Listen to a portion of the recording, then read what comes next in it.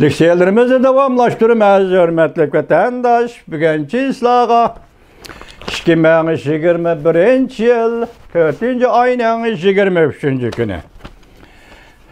Hemdiki mavzumundaq. Amerika Avazı Radyo Söhbet programısı. Senatör bilen Amerika Cungu münasibeti doğrusuda söhbet.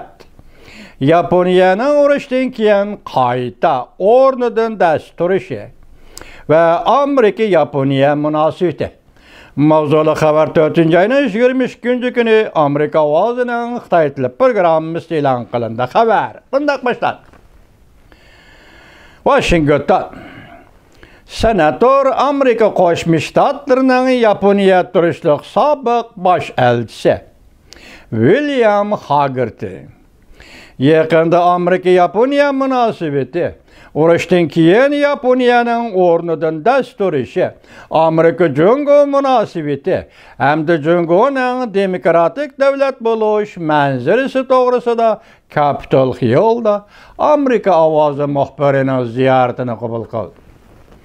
2017 yılı sabık Prezident Trump hükümeti tarafından Hagerty Japonya'da turuşluq baş elçilikке tayinlengan. 2 yıldan keyin Hagerty baş elçilikten istifa bergan. Yurti Tennessee ştatı qaytıp kelip senatör bolgan. 2019 yılı saylamda 62% avaz bilen yana bir qatam utup bilip, yana bir qatam senatör bulup saylangan. 61 yaşlı senatör Hagerty növbetde Kengaş Palatası Taşqi Münasibetler Komitetining, Hamçot Komitetining hamda Banka ve Qoida Qonun Nizamlar Komitetining a'zosi. Japonya'da turuşqa elchi bulup tayinlanishdan burun Hagerty savdo tijorat sohasida, pul muomala sohasida aktiv ishlagan edi ve Tennessee shtatlik hukumat vazifa tugan edi. 4 yıl burun Hagerty Japonya'ga elchilikka tayinlanib, qasam berganda mundaq degan.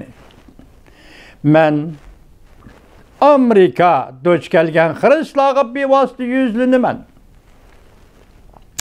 4 yıldan keyin Hagerty Davlat Majlisi Kengash Palatasının senatori sifatida Amerika Avazı'nın ziyaretini qabul qilib, 4 yıldan keyin Amerika duchor bolgan. Xiristlarda nima o'zgarish bo'ldi degan savolga duch keldi. Hagerty mundaq ko'rsatdi. Mening qarashimcha biz duch kelgan xiristlar texmo eg'irlashdi. Bo'libmi Jungodan kelgan xiristlar texmo eg'irlashdi. Biz ko'rib turibmiz. Jungo taraf harbiy ishlarda diplomatiya, iqtisod hamda yuqori fan texnika sohalarida o'zliksiz va davomli hujum qilib kelyapti. Yaponiya Amerikaning eng muhim ittifoqdoshi.